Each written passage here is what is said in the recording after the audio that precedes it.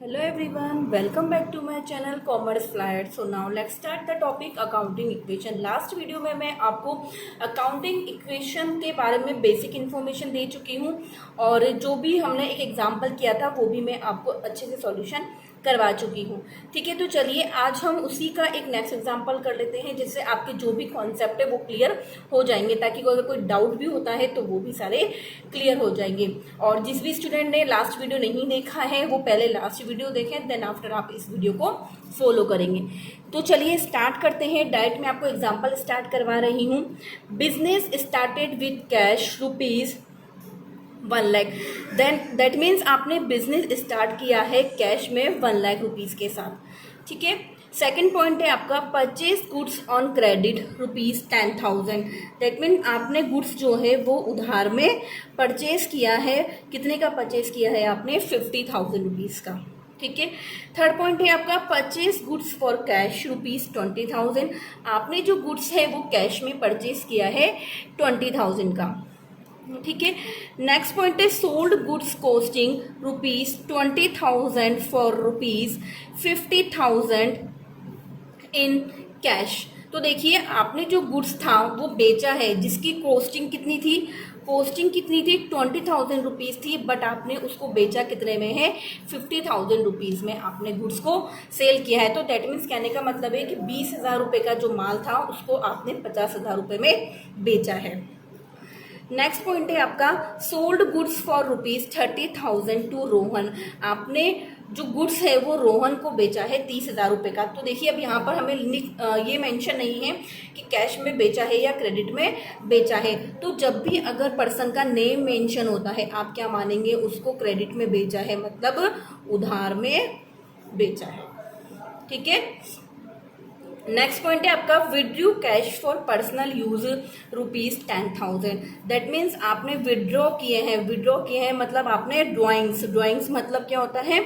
आहरण। आपने आहरण किया है मतलब आपने क्या करा है? बिजनेस से 10,000 रुपीज अपने पर्सनल यूज के लिए कैश में निकाले हैं।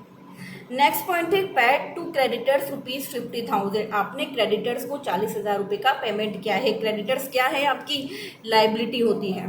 क्या होती है? लाइबिलिटी होती है। तो आपने क्रेडिटर्स को 40,000 रुपये का पेमेंट किया है। इन्वेस्टमेंट इन शेयर्स रुपीज 8,000। आपने क्या किया है? इन्वेस्टमेंट किया है किसमें? शेयर्स में। कितने का किया है? 8,000 रुपीज का आपने इन्वेस्टमेंट किया है। ठीक है, तो आपको क्वेश्चन समझ में आ गया। आप इस क्वेश्चन का स्क्रीनशॉट ले लीजिए ताकि आपके पास क्वेश्चन पूरा मेंशन होगा। तो चलिए अब हम इसका सॉल्यूशन स्टार्ट करते हैं। ठीक है, तो देखिए आप सबसे पहले क्या करेंगे? फॉर्मूला लिखेंगे assets equals to capital plus liability. आप फॉर्मूला लिखेंगे और फॉर्मूला लिखने के बाद आप क्या करेंगे? 1 से 2 लाइन छोड़ देंगे, देन आफ्टर फिर आप अपना क्वेश्चन स्टार्ट करेंगे। ठीक है, तो देखिए सबसे पहले 1 लाख रुपीज कैश के साथ उसने क्या किया था? बिजनेस स्टार्ट किया है। तो देखिए कैश कितना था? 1 लाख रुपीज। दैट मीन्स आपने कितनी कैपिटल लगाई है? 1 लाख रुपीज। तो देखिए हमारी दोनों साइड इक्वल हो रही है, असेट साइड भी और कैपिटल प्लस लाइबिलिटी साइड भी मैच कर रही है।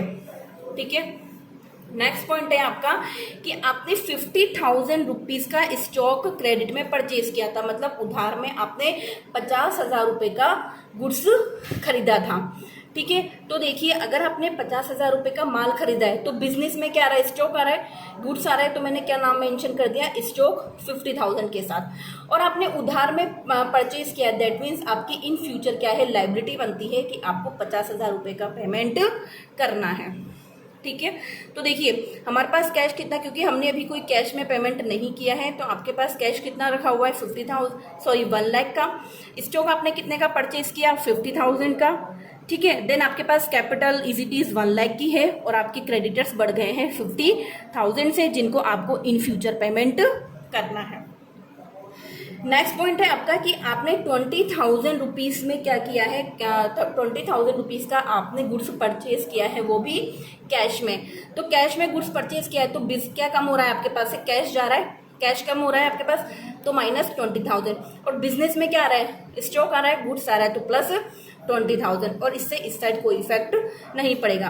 तो 1 लाख में से 20,000 आप माइनस कर देंगे तो 80,000 का आपके पास कैश रह जाएगा, प्लस 70,000 के पास आप 70,000 का आपके पास टोटल स्टॉक हो जाएगा, और 1 लाख इज इट इज रहेगा, 50,000 भी इज इट इज रहेगा। तो देखिए 1,50,000 इस साइड हो रहा है, 1,50,000 इस साइड हो रहा है, दैट मीन्स हमारा इक्वेशन बिल्कुल सही है।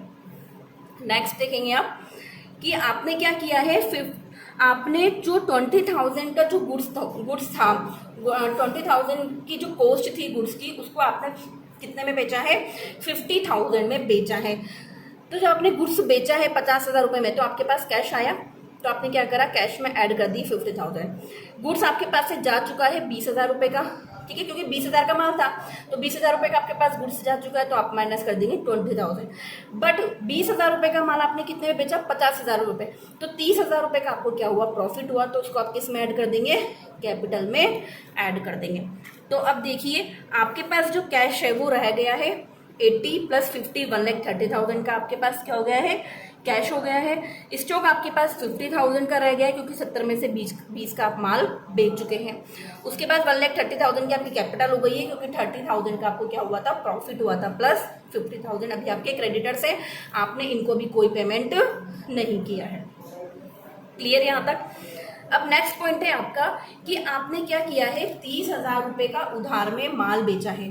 30,000 रुपये का आपने रोहन को जो माल बेचा है, दैट मीन्स उधार में बेचा है, तो आपके पास स्टॉक कम हो गया 30,000 का, और उधार में बेचा है मतलब आपकी क्या हो गई, असेट्स है, डेटर्स, जो कि आपको इन फ्यूचर, मतलब रोहन आपको इन फ्यूचर 30,000 का पेमेंट करेगा।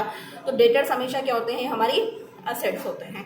तो देखिए 1,30,000 का आपके पास कैश हो चुका है, गुड्स आपका 50,000 का था, 30,000 का और बिक चुका है, तो 20,000 का आपके पास गुड्स रह गया है, और 30,000 के डेटर्स मतलब जिनसे अभी आपको पेमेंट लेना है, और आपकी कैपिटल इज इट इज है 1,30,000 प्लस 50,000। अब देखिए 10,000 रुपये का नेक्स्ट पॉइंट है आपका कि 10,000 रुपये का क्या किया है, आपने विड्रॉ किया है, अपने पर्सनल काम के लिए आपने अपने बिजनेस से 10,000 रुपये का कैश निकाला है। तो बिजनेस में से कैश कम हो गया 10,000 रुपये। तो देखिए पहले हमारे पास कैश था 1,30,000, तो मैंने क्या किया, 10,000 रुपये कैश जो है वो विड्रॉ कर लिए है, तो वो क्या हो गया है, आपका कैश जो है वो आपका कम हो गया है, ठीक है। तो माइनस 10,000 इक्वल्स टू 1,30,000 में से आप फिर 10,000 माइनस कर देंगे, क्योंकि आपकी कैपिटल भी क्या है, कम हो चुकी है। क्लियर। तो अब देखिए 1,20,000 का आपके पास कैश रह गया है, स्टॉक अभी आपके पास ऐसा का ऐसा ही रखा है 20,000 का, 30,000 आपके डेटर्स हैं, इक्वल्स टू आपकी कैपिटल पहले 130 थी, बट 10,000 आपने निकाल लिए हैं, तो अब कितना हो गया, 120 + 50 के अभी भी आपके पास क्रेडिटर्स हैं, ठीक है, मतलब आपकी लायबिलिटी बनी हुई है। नेक्स्ट है आपका 40,000 रुपीज का आपने क्या किया है, 40,000 रुपीज का। अब नेक्स्ट पॉइंट है आपका 40,000 रुपीज वाला। तो 40,000 रुपीज का आपने क्या किया है, क्रेडिटर्स को पेमेंट किया है। क्या किया है, क्रेडिटर्स को पेमेंट कर दिया है।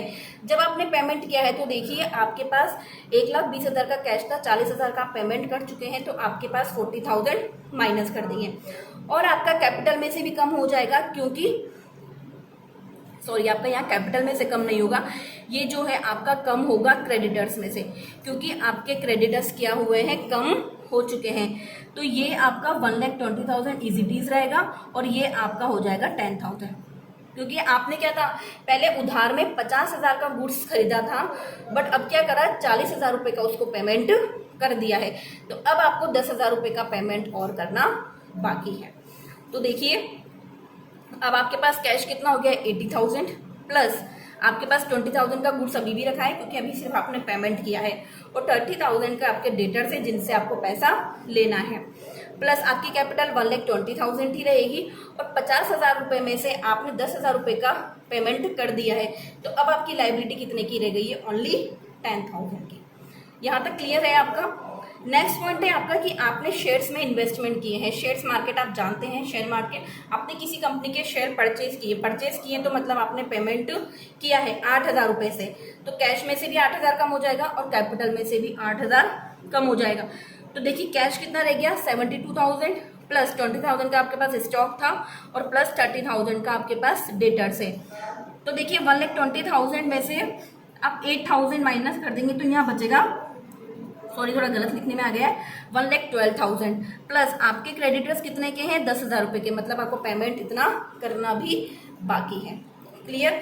तो देखिए आपका टोटल आ गया होगा 1,22,000 एंड 1,22,000। ठीक है, तो मतलब पूरे में आपकी जो साइड से दोनों साइड बिल्कुल इक्वली मैच होनी चाहिए।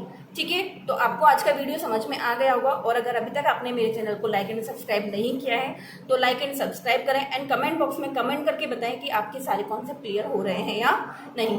Okay, thank you.